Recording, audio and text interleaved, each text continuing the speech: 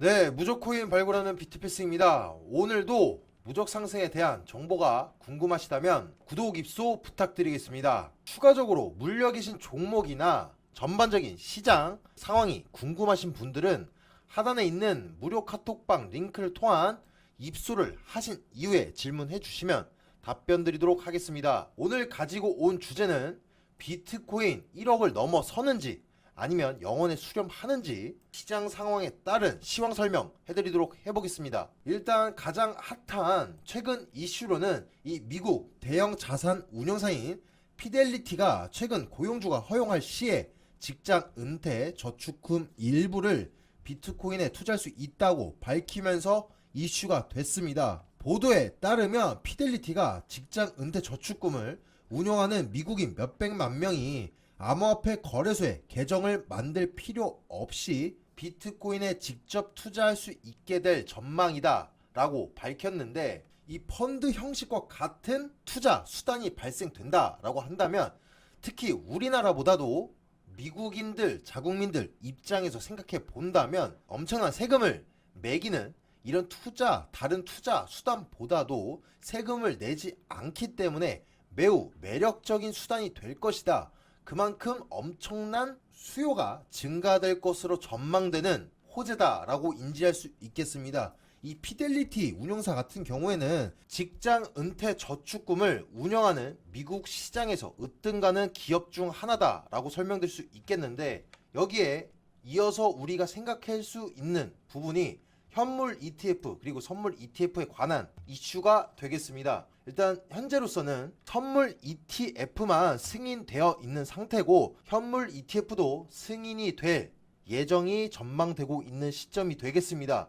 현물 ETF 같은 경우 최초 캐나다에 이어서 최근에 호주도 승인되어서 선보일 예정에 놓여 있는 상황이면서 미국 같은 경우에는 선물 ETF만 승인되어 있는 상태입니다.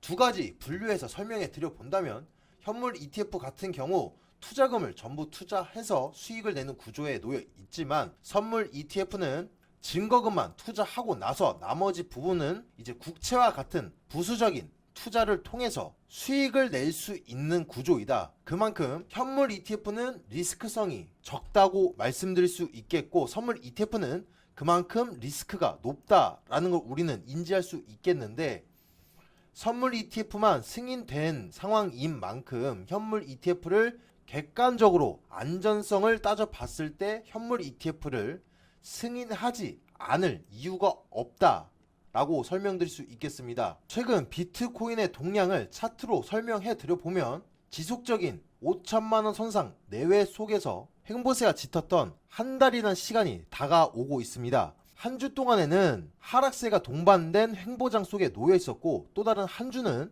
비교적 약소하더라도 양방의 흐름세를 보이는 횡보장 속에 놓여 있었는데, 아무래도 원천적인 악재, 이 러시아 사태와 금리 인상의 예고성에 의해서 시장이 반영되고 있는 만큼 조정세가 짙어지고 있는 양상을 띠고 있습니다. 비트코인의 중요한 가격적 시점은 상승 추세선인 5100선 안착해 주는 모습이 가장 중요하다 말씀드릴 수 있겠고, 가바닥으로서 4800선은 쉽게 뚫리지 않을 것으로 전망되고, 4800선이 뚫린다라고 한다면 강한 바닥선이 4600선까지 빠질 걸 염두에 주시면서 시장을 조금 더 여유롭게 바라보시는 시각을 가져가시길 바라겠습니다. 어제 스팀 달러 그리고 제로 X와 같이 시장과는 대조적으로 흘러가는 종목은 개별적 이슈가 강하거나 세력의 매수세를 힘입어서 강한 상승이 나오는 모습이기 때문에 이러한 알트 종목을 찾고자만 노력하지 마시고